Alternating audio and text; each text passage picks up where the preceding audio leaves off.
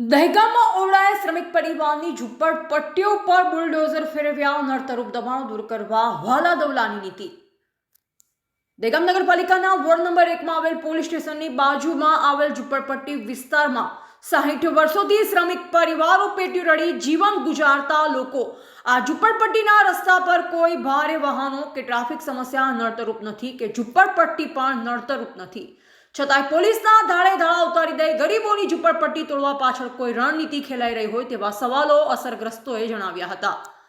આ રસ્તા પર ઝૂંપડપટ્ટી તોડી ઓવડાએ 13 મીટર પહોળો ટાઉન પ્લાનિંગ ટીપી રોડ બનાવતા 25 જેટલા ગરીબ પરિવારોને બેઘર કરી નખાતા ઓવડાએ શ્રમિક ગરીબ પરિવારોને રહેવા માટે પ્રાથમિક કોઈપણ જાતની સુવિધા કે વ્યવસ્થા કર્યા વિના શ્રમિક ગરીબ પરિવારોના ઝૂંપડપટ્ટી ઉપર બુલડોઝર ફેરવી નખાતા અસરગ્રસ્ત પુરુષો, મહિલાઓ, બાળકો રોતા રહ્યા છતાં ઓવડાના અધિકારીઓ ઝૂંપડપટ્ટીઓ પર બુલડોઝર ફેરવી નાખતા અસરગ્રસ્ત પરિવારોમાં રોષ ભભૂકી ઉઠ્યો હતો।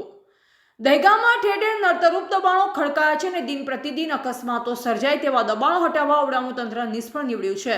Reporter RJ Rathod, Dehgam.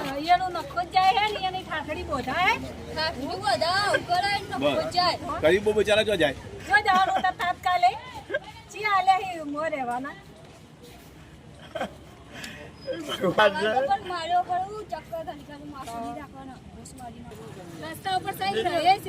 નિરાધાર અને રસ્તા પર છે, સરકારી જમીન છે, મ્યુનિસિપાલિટી અહીંયા રહે છે સાહેબ 80 વર્ષથી। અમારો ઓધા નથી। કેટલા વર્ષથી રહો છો તમે અહીંયા આગળ? 80 વર્ષથી। મારા દાદા બાપા રહેતા હતા।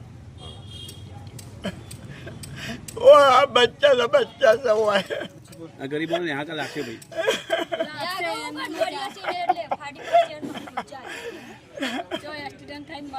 तो ऑपरेशन सर मारे 4 छोरियों से एक छोरी गोदी बेरी बूंगी सर मारो कोई यारो आसरो नहीं आओ कोना पे छोकरा मारो मजदूरी કરી લાઈને મારું ઘર ચલાવા અને સાહેબ અમારું ઘર પાડી નાખ્યું। कोई आधार नहीं साहेब, कोई आधार नहीं साहेब, પણ ભાઈ નાખો મને ચેરની બાટલી આલો સાહેબ, મારા છોકરા લડવું પડી। સરેઆમ ખુલ્લેઆમ દબાણો છે અને આ ટ્રાફિકની સમસ્યા છે। દરરોજ આ ટ્રાફિકની સમસ્યાના હિસાબે બે 3 દિવસ એક્સિડન્ટ થાય છે, જાનનું જોખમ થાય છે, કેવા સરકારને કશું દેખાતું નથી।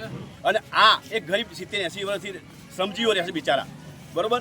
અને આ જાહેર માર્ગ ઉપર કશું સાહેબ કોઈ અવર જવર છે નહીં, આખા દિવસના 5 વાહનની અવર જવર છે નહીં। અને પેસિફિક કોકના કહેવાથી આ સરકારના માણસો હાલની પોઝિશનમાં ગરીબોને હેરાન પરેશાન કરે છે। અને જે કંઈ કરવામાં આવ્યું છે એ પેસિફિક સુમેરુ અમીનના કહેવાથી કરવામાં આવ્યું છે અને એને જ આ દબાણ તોડાવડાવ્યું સાહેબ। એટલે મહેરબાની કરીને આ દહેગામની જાગૃત જનતાને જણાવવાનું કે ભાઈ આવા માણસોને દહેગામમાં કોઈ જગ્યાએ હોદ્દા ઉપર બેસાડવાની જરૂર નથી। આ જે गरीबी की हाय कभी ना खाली जाए, मुँह ढोर के चाम से लोहा बसमा जाए। एक व्यक्ति ने खुश करवा माटे 999 माणसने आज नाराज કર્યા છે, બાકી અને ગરીબોના કર્યા છે।